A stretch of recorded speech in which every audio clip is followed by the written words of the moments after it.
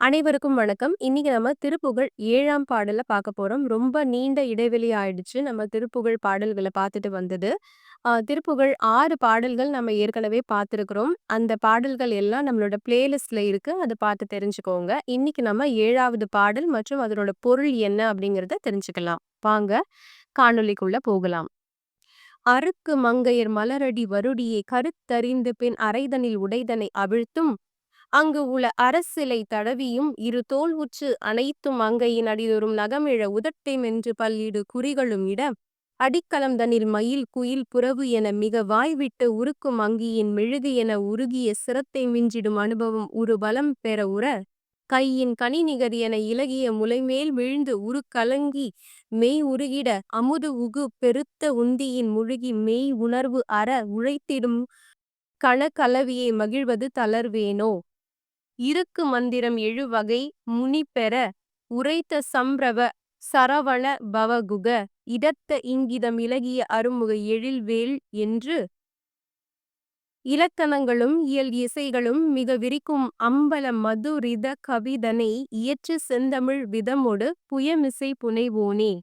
செருக்கும் அம்பலமிசைதனில் அசைவுற நடித்த சங்கரர் வழி வழி அடியவர் திருக்குறுந்தடி அருள் பெற அருளிய குருநாதர் திருக்குழந்தையும் என அவர் வழிபடு குருக்களின் திறம் என வரு பெரியவர் திருப்பரங்கிரிதனில் உரை சரவண பெருமாளே. இதாங்க பாடல். இனி பாடலோட பொருள் என்ன அப்படிங்கறத நம்ம பார்த்துடலாம்.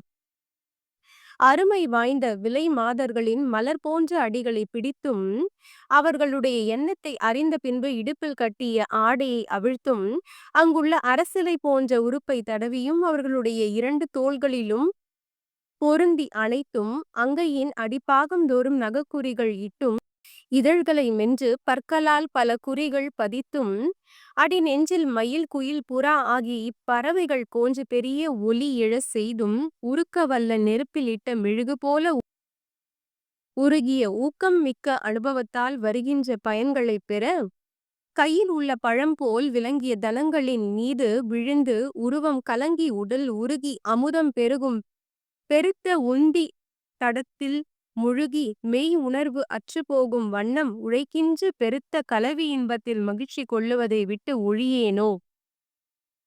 ரிக்வேத மந்திரத்தை 7 வகை ரிஷிகளும் அறியும்படி உரைத்த சிறப்பு வாய்ந்தவனே சரவண பவனே குகனே இதம் தருவதும் இனிமை தருவதுமாய் விளங்கும் 6 முகங்கள் கொண்ட அழகிய வேளே என்று இலக்கணங்கள் பொருந்த இயற்றமிழாலும் இசைத்தமிழாலும் விரித்துரைக்கும் அழகிய பல மதுரம் மிகுந்த கவிகளாக இயற்றப்பட்ட செந்தமிழை வகை வகையாக திருப்புயத்தில் பாமாலையாக அணிந்தவனே.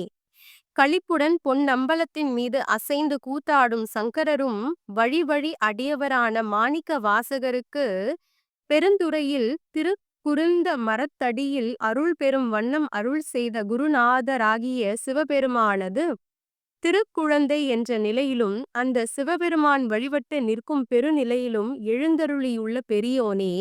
திருப்பரங்குன்றத்தில் வீற்றிருக்கும் சரவண மூர்த்தியே பெருமாளே. இதுதான் இந்த பாடலோட பொருள். இன்னைக்கு நம்ம திருப்புகழ் 7ஆம் பாடல் பார்த்தோம். அது மட்டும் இல்லாம அந்த பாடலோட பொருளையும் நாம விரிவா பார்த்தோம். மீண்டும் ஒரு நல்ல பதிவுல நான் உங்களை சந்திக்கிறேன். நன்றி, வணக்கம்.